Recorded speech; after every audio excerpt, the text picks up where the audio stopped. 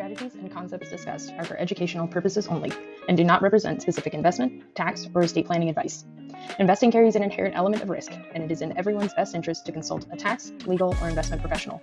Beth Williams is an investment advisor representative of, and advisory services are offered through USA Financial Securities Corp., a registered investment advisor. Megan Carney, Megan S. Carney PLLC, and Financial Arts Builders are not affiliated with USA Financial Securities Corp. Welcome to Money Healing. I'm your co-host, Beth Williams. And I'm your other co-host, Megan Carney. We're here to talk about money and our feelings related to it. I'm a psychologist who specializes in helping sensitive people.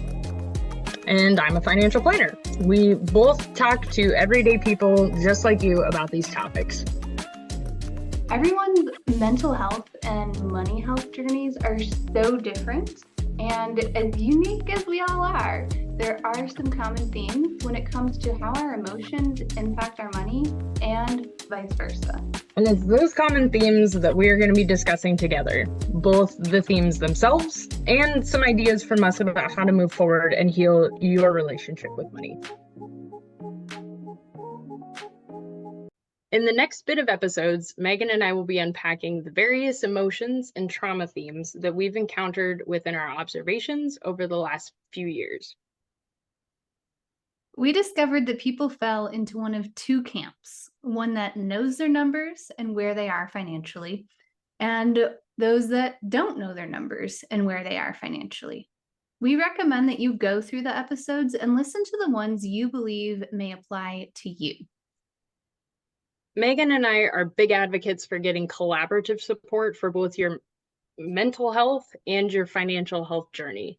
As you listen, we recommend that you pay attention to yourself, your reactions emotionally, and reach out to either a mental health professional and or a financial professional to help you deal with your relationship with money. We'll begin by discussing I don't know my numbers and blank. Is there something that comes after that? Emotional themes we'll discuss within that will be fear, avoidance. What happens if I lose or fail? Shame, guilt, and even domestic violence and abuse with the overarching theme of trauma. We will then discuss I know my numbers and blank. Some of the emotional themes that we'll discuss within that will be hopelessness, fear, shame, embarrassment, burnout, never enough, feeling lost, undervalued, worry, and then we'll also deal with the overarching theme of trauma. Welcome back to Money Healing. In this episode, we're going to be talking about I don't know my numbers and I overspend. This goes into maybe I don't know what a budget is or I don't have one. Maybe I'm afraid of getting one set up. I get myself into trouble. Maybe I'm avoiding it, that kind of thing. So we're going to be talking that through. Megan, I was on a call and I was watching Susie Orman, whom I'm a fan of, and she had this brilliant quote, which was live below your means, but within your needs. And I loved that because I think that really goes into budgeting and really defining what it is that you need and also what it is that you want. But I think oftentimes we just say, oh, live within your means. And that doesn't really tell us anything at all. No, it doesn't. And it doesn't tell you anything about like, well, do you need to make your means higher? Can you make your means lower? Yeah, well, and we talked about it last time where it was like, if you're in need, yes, we know that we need shelter, we need food, but then also there's like medical expenses. And I was actually just talking with a client a couple of days ago where they have a new drug that is a life-saving drug that's a $1,000 a month that they didn't have budgeted for. And that's a need now, but it wasn't a couple of months ago, So it was like helping define that, I think was really great. But I really loved that quote. Yeah. So I'm curious for you when you're working with clients who come in and don't have a budget, like what do you think is getting in the way there for them? Or what do you hear? I hear an overwhelming amount of guilt, maybe. I mean, I'm not a therapist, so it's really hard for me to, you know, monitor through those conversations, but it's usually like most of us feel like we could have done a better job with our spending. Most of Mhm. us feel like we didn't need to buy that knick-knack in the store. We didn't need to buy this extra pound of coffee, whatever it is. And it was like those impulse buys that we really feel guilty about. Mhm. But it's honestly also avoidance of just if I Mhm. don't look, then it's not going to bother me and it's not a big deal. But then Okay. the other thing is it's just hard. It's hard to build a budget. And if Mhm. you think that you're bad at budgeting, so is the US government. It's okay. It's like, it's like, No if wonder we we haven't learned. it's like even our leadership can't agree on a budget. It's really hard because one of the first things that I go into when we start to build out a budget, if needed, I mean, if you want a budget and you want somebody to go through that's a safe space to build that out for you, I'm happy to do that. I don't mandatory make us do, go through that in our process. That's more of an opt-in, opt-out on your own comfort level.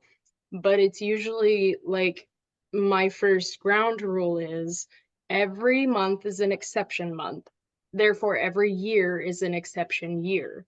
Because there's always some annual bill that comes up that we don't know how to throw into a budget. Do I make that a monthly Mhm. amount and just, spread that over 12 months? Do I make that? How does that work with the software that I'm using? But then Mhm. it's also like there was a holiday that came up, or I had family in town and they only eat vegan food or whatever it is. And so I had to go on a special shopping trip, or I had a birthday, or we had somebody that got sick and we had a medical expense, or we needed to go see family kind of last minute. So it's usually that there's some emergency that came up and that throws off our budget. And that's what really is hard about budgeting. Um, I one of was my gonna favorite say that, like, that is the hardest part of budgeting is trying to account for all of those things that aren't your regular monthly expenses. And like twice as hard if you have a partner that you're doing it with, right? and 3 times harder if you have a kid too, or Yes. multiple kids. And it is really funny because when I talk with parents, who still have kids at home, that's usually something that we run into is really there's your budget, there's your spouse's budget, and then there's your kids' budgets, and they have their own stuff. And so, for And instance, your just with pet's budget. Like your we've pets. got a dog budget.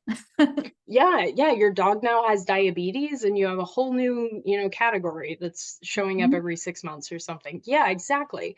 And it's a reality check about where it is that we're at in our life cycle, which I'll touch in a second. But just with my husband and I alone, it's just the two of us. We don't have kids, we don't have pets. We have a pretty simple lifestyle for us. But I can promise you that after I'm gone, his book budget will be $0. But my book budget is $50 a month. So it's like there's it's really funny because there's things that he would spend on that I wouldn't ordinarily do.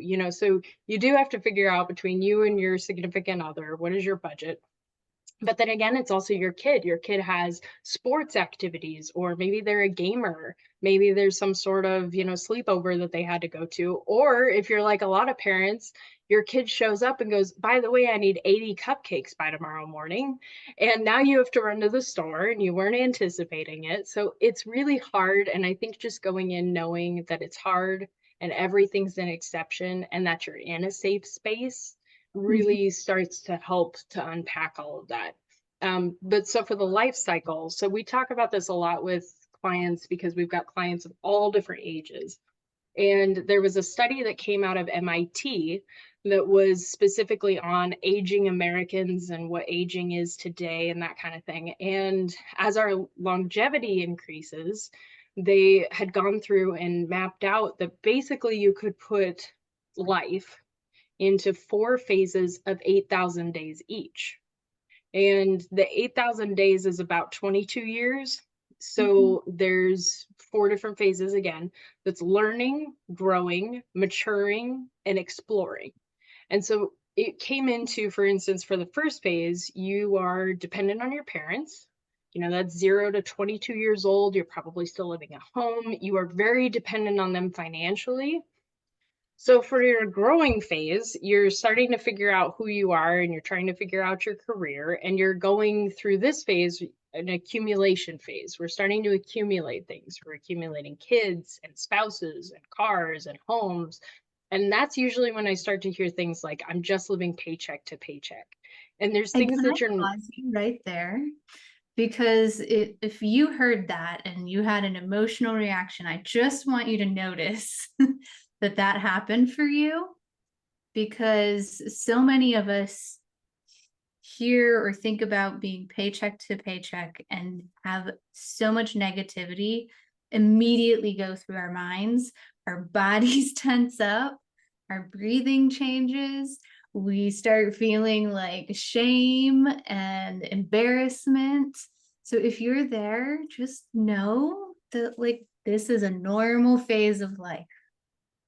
Yeah, and then there's hope on the other side. I mean, you get into now the maturing phase, and at this stage, your kids are probably leaving the house, and you're not buying a car every new year because you're not driving the beater from college.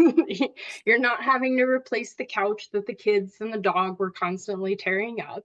You're not having to buy the same amount of groceries. And maybe you're even starting to downsize or talk about downsizing. And that's really honestly when we start to see that you're accumulating more wealth through that period of time, because we're not just accumulating things. Now you already have them.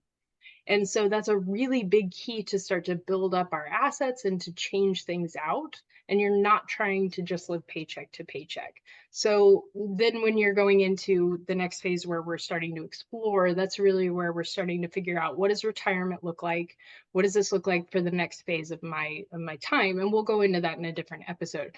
But my point is, for budgeting, is oftentimes that's the key element that I'm hearing from people in that growing phase. They're between 22 and 44, somewhere in there, and they're just feeling like they're going paycheck to paycheck. And the reality check for me is always like, is it actually that you're overspending, or is it just the phase of life that you're in right now? And that's not going to last forever. And I understand that things change. Maybe you have a grandkid that now you're taking care of, and you weren't expecting to do that in your 60s, and so things will change, of course, but there are definitely some key components into where is that sort of anxiety based off of the age of the person or the life cycle of that person. Mm-hmm. So you said something in there about if the reality check of if you really are paycheck to paycheck or if you are overspending. And what came to mind to me again was like how hard it is to perhaps even admit it to yourself if you are overspending, and the guilt that comes with that. Honestly, there's so much fear, I think, that comes up during that. Not just fear, not just guilt, not just shame. They're all kind of tied up together. And honestly, what I would recommend is exactly what you said. I would go through and really name the emotions that you're experiencing. It can be really hard to face your fears, and it can be really hard to admit that this is what's happening. But even just simple prompts, like if your card is declined at the store or at the restaurant, what emotions come up for you? If we start talking about a budget, what emotions come up for you? How does your body respond? And I think that when you start to name those emotions and you really start to say, I just can't handle this conversation, or I start to black out when I start to think about accounting numbers, those are super common. That's really, really common. But if we don't Blacking name out, them, really. yeah, and if we don't name those, then I think that we lose a lot of the power to move past it. So I do recommend that, one, name the emotions, but then also get some help. Bring in a friend, Yeah. bring in somebody that can kind of calm you, someone that can center you and really talk through not just the emotions that are going on, but then maybe some of the mechanics as well, into how do I build out a budget? How do I make this look? And you need to make sure that that's a safe space. Maybe that's a therapist, I don't know. Maybe that's a financial professional. I love those conversations and I love the budget conversation. But it really, you need to go into it knowing that you're safe and knowing that you have someone that can work through those issues with you, I think. I mean, what do you think, Megan? I mean, I agree with needing the safety, and I'm just coming back to this, like, if you're blacking out because you are so overwhelmed and anxious and whatever else it is, just thinking about putting a budget together, I would suggest that you probably do want to reach out to a therapist, because even if you can like push that down long enough to get through the meeting with your financial planner, you're not really taking that in, right? It is, Beth will be telling you one thing and it'll be going in one ear and out the other, because you're not totally going to be present there. You're not going to trust what she's saying. You're going to miss half of it. And you're going to perhaps come out with a budget, but then not be able to follow it if it's a budget that you were trying to follow for your spending. Because now you're like, well, why did I even make these decisions? Yes. And to be able to say, or be in a healthy enough place for yourself to interrupt and say, like, I need to pause here. This is getting way too overwhelming for me, and I'm actually like shutting down. Yeah, and we need to do, I think, more of that within the industry of being able to monitor that. It's just, again, like we talked about, in previous episodes, and really why you and I are doing this, there's a gap in between the mental health profession and the financial health profession. And yet there's a big space within that that really needs to be more collaborative. And I think once you get beyond that, that's wonderful. But I think it's a very helpful thing to bring in somebody else and really have them dive into the numbers with you. Yeah, this is making me think about budgeting feeling like the messy middle, where it's a lot, right? And sometimes you want to turn around and just say, screw it all. Like, we're just not going to have a budget and whatever. Not going to work with a financial planner. It's not worth it. And 10, 20, however many years down the road, if you don't have the support that you need to get through that messy middle, you're probably going to regret some of those decisions that you made. How do you think that somebody starts to build out, I guess, boundaries on where they're at mentally? So that's a gigantic question. Boundaries around what? I feel like, how do you get to a point where you can say to someone, I'm shutting down, I can't handle this conversation right now? How do you get to me, that sounds like a boundary. Maybe that's not the right word, but how do you get to that point?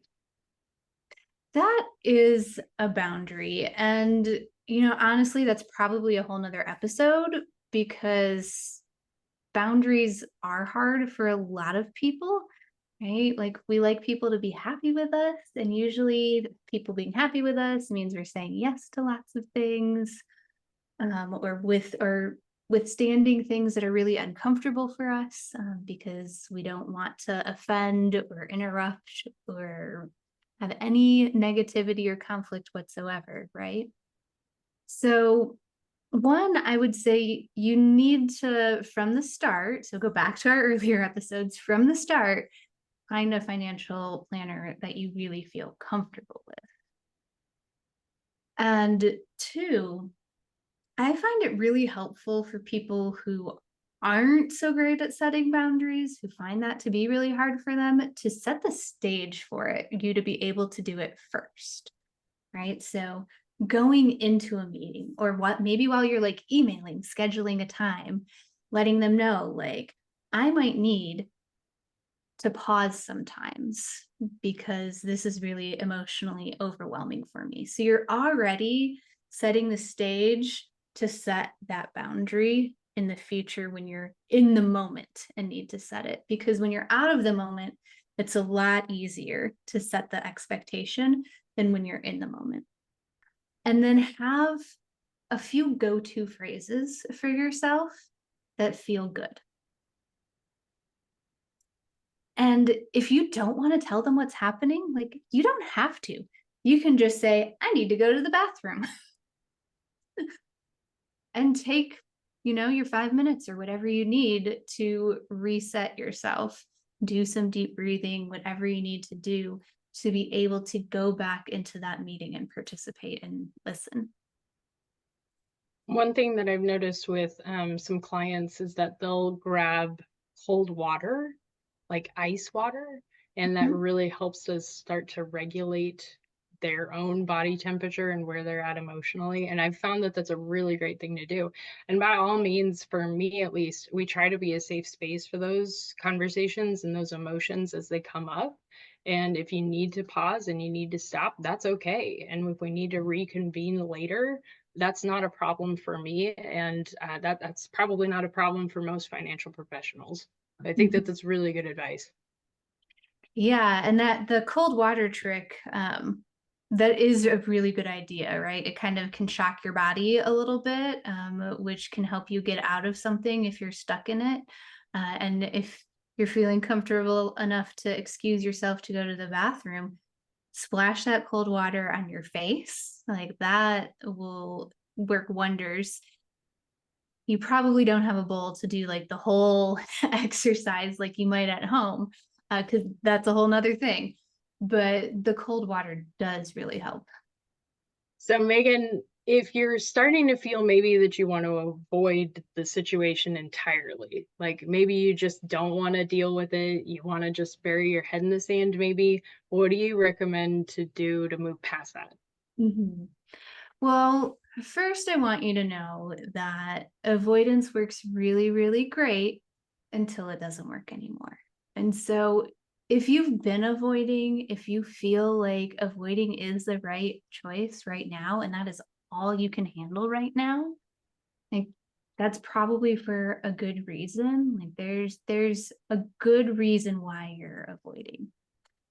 And so if you can first just like acknowledge that that's where you are, you're in avoidance land, and start to just get curious about why it is that you're avoiding it. Just creating some understanding for yourself is that first step of helping you eventually move out of the avoidance phase. I'm the type of person who says, like, slow is fast, right? Because to me, if I were to just say, like, well, you just have to pull the Band-Aid off, stop avoiding, go make the appointment with the financial planner, like, it's not going to go well, right? You're not going to find somebody that you trust. You're not going to be invested in the process. You're going to get overwhelmed. You're going to shut down. And then it's going to take you another 5 years to try again. Rather than letting yourself go slow, and maybe it takes a year or two, but you still get there. So notice your avoidance and just see if you can get curious about why that's there. Go back and listen to some of our previous episodes about our stories. Continue listening to future episodes that we have, because we're always going to be weaving in either some personal stories ourselves or things that we hear from other people, and just notice what makes some feelings come up for you. Avoidance is really just trying to help you not have to feel those really hard, scary feelings. And if you feel like you need help with that, then definitely get a therapist too. If you struggle with feeling your feelings, period, that's a good sign to find a therapist, because we can help you do that in a way that feels safe. We don't have to like push you off the cliff and make you feel every single feeling all at once. We can do it slowly and gently. You have to find the right match for you, just like with finding the right financial advisor for yourself. Thank you for joining us on this episode of Money Healing. In the next episode, we're going to be talking about I don't know my numbers and I underspend. In this one, we're going to be talking about the thought is never enough. Maybe there's some fear, avoidance as well. And I avoid spending because I'm afraid of what happens if I lose or I fail. As always, you can connect up with Megan via her website or me via mine, and those links are going to be below.